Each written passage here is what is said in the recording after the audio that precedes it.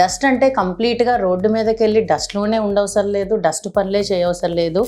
ఏ house hold dust అయినా సరే, ఇంటి లోపల ఉండే మైక్రోస్కోపిక్ మన కంటికి కనిపించిన డస్ట్ పార్టికల్స్ అయినా సరే మనం అది ఇన్హేల్ చేసినప్పుడు ఈ ఎలర్జీ సిమ్టమ్స్ అనేది చూసుకోవచ్చు.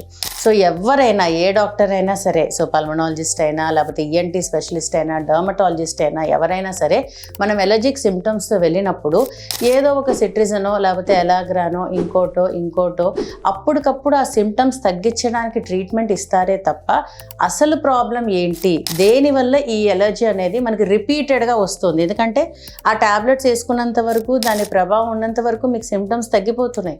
మళ్ళీ ఏదైతే మీకు పడట్లేదో మీరు దానికి ఎక్స్పోజ్ అవటమో, దాన్ని తినటమో, దాని దగ్గరికి వెళ్ళటమో చేసినప్పుడు ఇది ఖచ్చితంగా రిపీట్ అవుతుంది.